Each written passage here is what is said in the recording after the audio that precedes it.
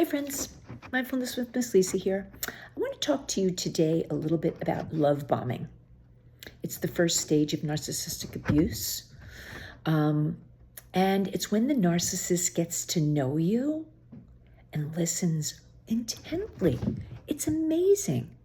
They remember everything that you say, that you've told them, right?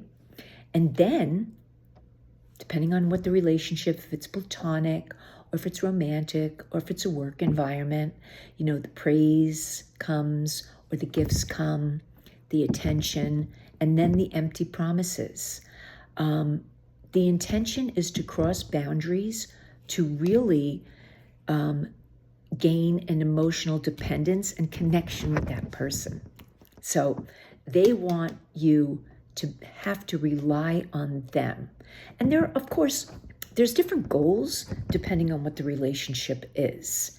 But you feel immediately, just excited and exuberant, and you're like, this person gets me, and they remember everything. They remember everything, so they mirror it back to you. Constant now in this society, right? Text messages, admiration for you, talking about you, grand gestures, tiny gestures to hook you, because they know you now. They've listened. They've remembered everything you've told them to help win you over. You are my soulmate. Oh, that comes quickly if it's a romantic relationship. A marriage proposal may happen so soon because you've been swept off your feet.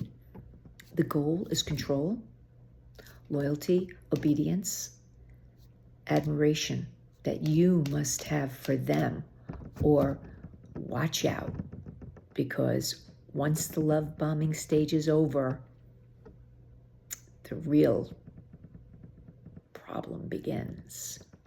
Because the narcissist's need for constant attention makes you their supply. They have to get from you what they can't get for themselves. And it changes quickly. And that's usually why a narcissist,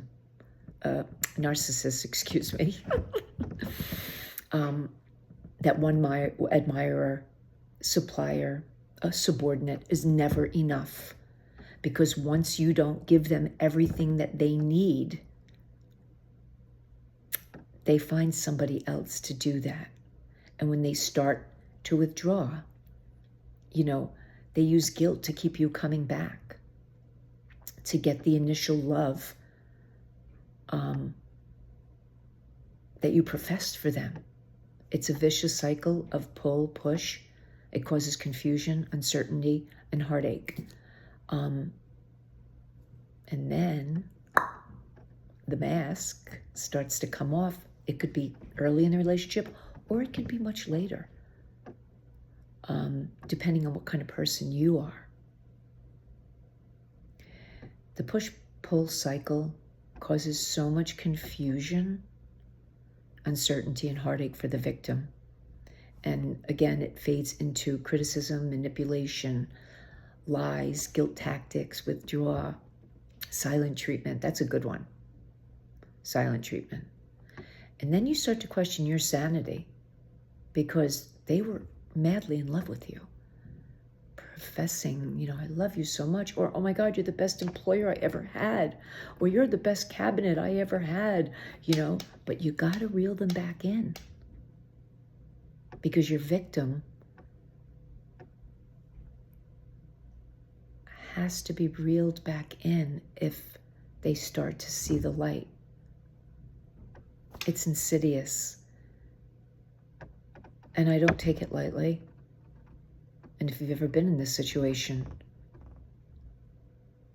or you know someone, it's very, very difficult. You can't believe that this is happening to you. It's confusing and unreal. You're a good human. Why is this happening to me? If you know someone There are so many resources, and the medical community now realizes narcissistic personality disorder. There's a code for it now. So when there's a code for something in the medical field, they're onto it. You can get professional help using EMDR, therapy, trauma-informed therapy, mindfulness. Domestic violence communities are there for you. They're everywhere. And you can find one, sometimes locally in your county, or if it's not safe, go to another county. And journaling can help too. Two of the books I recommend, and I've said this before, is Psychopath Free, Recovering from Emotionally Abusive Relationships with Narcissists, Sociopaths, and Other Toxic People by Jackson McKenzie, and Disarming the Narcissist, Surviving and Thriving with the Self-Absorbed by Wendy T. Bahari. I also recommend Caroline Stronson, and there's so many good resources on YouTube, but you got to be careful. And a lot of people don't believe the victim that this is happening. Well, some think this is not an abuse because there's no physical scars. The emotional abuse are lasting. The psychological abuse, lasting. The emotional wounds remain long after the abusive relationship ends. But there is hope. There is hope. Research love bombing. If something is too good to be true, usually it's too good to be true. But it takes some of us a very long time to figure it out. And if you're older, no offense, 50s, 60s, 70s, 80s, you've lived with this your whole life, you can still get out. You don't have to stay. So take good care. Take good care of yourself.